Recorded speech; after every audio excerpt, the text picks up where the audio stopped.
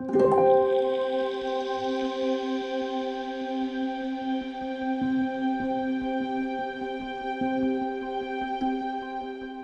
Kemah Injil Indonesia lahir dari gerakan misi The Christian and Missionary Alliance yang didirikan oleh Reverend Albert Benjamin Simpson.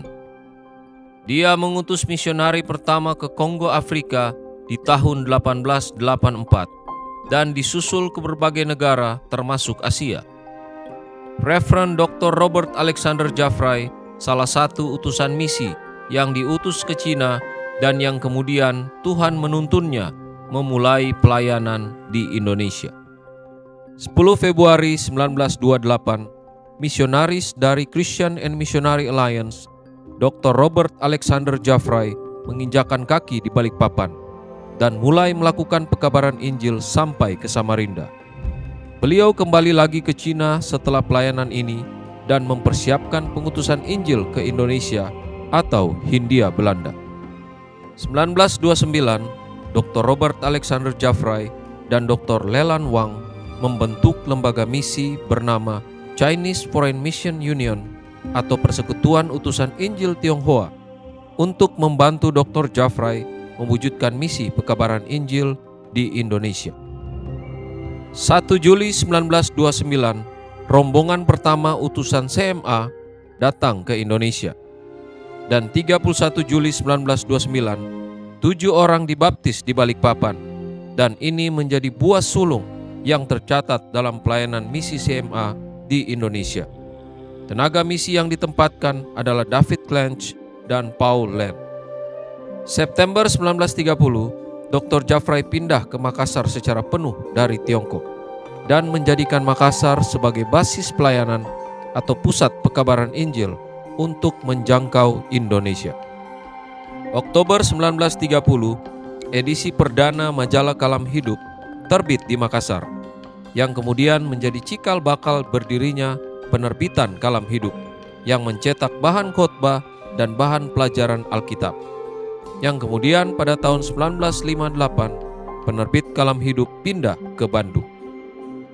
Januari 1932, dimulai kelas perdana Sekolah Alkitab Makassar untuk mempersiapkan hamba Tuhan nasional menjadi utusan Injil ke seluruh Indonesia.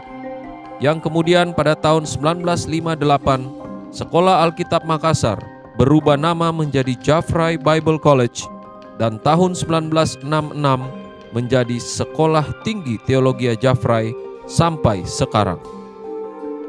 15 Mei 1932, Gereja Kemah Injil pertama dibentuk di Jalan Gunung Merapi, Makassar, yang ditandai dengan ibadah perdana dengan gembala sidang pertama, Pendeta David Clench. 1942 sampai 1945, Dr. Robert Alexander Jaffray ditawan oleh penjajah Jepang dan wafat di kamp tawanan Jepang di Tanah Toraja 29 Juli 1945. 1949 sampai 1965 mulai terbentuk organisasi Kemah Injil pertama kali bernama KINGMI atau Kemah Injil Gereja Masehi Indonesia yang berpusat di wilayah-wilayah hasil pekabaran Injil. KINGMI Kalimantan Barat 1949 di Balai Sepuak, KINGMI Kalimantan Timur 1952 di Longbia, KINGMI Indonesia Timur 1956 di Makassar, KINGMI Irian Jaya 1963 di Kota Baru, Jayapura, KINGMI Jawa Sumatera 1965 di Jakarta. 11 sampai 18 Februari 1965, KINGMI dari berbagai wilayah membentuk KINGMI Persekutuan di Makassar dan ikut bergabung dari gereja yang serumpun, yaitu semua lulusan Sekolah Alkitab Makassar, Gereja Kibait Toraja, Gereja Bahtera Injil Sulawesi Utara, Gereja Zending Kristen Indonesia yang kemudian bergabung menjadi KINGMI Jawa Sumatera, Menara Injil Gereja Kristen Indonesia tahun 1948 bergabung ke KINGMIT, Gereja Sinar Injil di Bali tahun 1949 bergabung ke KINGMIT, Gereja Masehi Alor tahun 1952 bergabung ke KINGMIT, Kemah Injil Gereja Protestan Indonesia di Bandung tahun 1960 bergabung ke Kingmi Jawa Sumatera. 1-8 Februari 1983 di Makassar, Kingmi Persekutuan menjadi Gereja Kemah Injil Indonesia Kesatuan, dan yang melebur menjadi satu yaitu Kingmi Kalbar, Kingmi Kaltim, Kingmit Indonesia Timur, Kingmi Irian Jaya, Kingmi Jasum. Sedangkan Kibait dan Baktra Injil menyatakan keluar dari Gereja Kesatuan dan membentuk sinode tersendiri. CFMU yang dibentuk Jafrai juga telah menghasilkan pelayanan kepada orang Tionghoa di Indonesia dengan terbentuknya 3 sinode gereja, yaitu GKKA di tahun 1973 berpusat di Surabaya, GPMII di tahun 1988 yang berpusat di Samarinda, dan GP Kris di tahun 1988 yang berpusat di Pangkal Pinang. Hubungan antara GKII dengan Sinode Kibait dan Baktra Injil dan Sinode Gereja ex-CFMU sampai hari ini berjalan dengan baik. 1984, GKII adalah Gereja Kesatuan sah sebagai badan hukum yang diaktakan dalam akta notaris pada tanggal 11 Juli 1984. di mana seluruh Kingmi yang ada di wilayah-wilayah menjadi Gereja Kemah Injil Indonesia Kesatuan. Karakteristik GKII adalah sentralitas akan Yesus Kristus dan ketaatan kepada misi sedunia. GKII menjadikan sentralitas itu dalam wujud logo yang sudah menjadi hak cipta GKII, yaitu Yesus Kristus Juru Selamat, Yesus Kristus Pengudus, Yesus Kristus Tabib, dan Yesus Kristus Raja yang akan datang. Dengan kehidupan yang akrab bersama Kristus, GKII berkomitmen terus melakukan dengan setia tugas misi sampai kedatangannya yang kedua kali.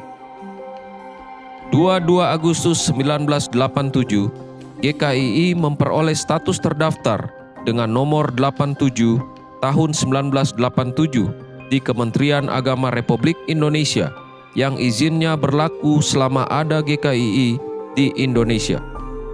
Tambahan Berita Negara tanggal 31 Desember 1993 nomor 105 sehingga GKII sah sebagai badan hukum. Saat ini, struktur GKII Kesatuan terdiri dari Badan Pengurus Pusat, Badan Pengurus Wilayah, Badan Pengurus Daerah atau Klasis, dan Badan Pengurus Jemaat.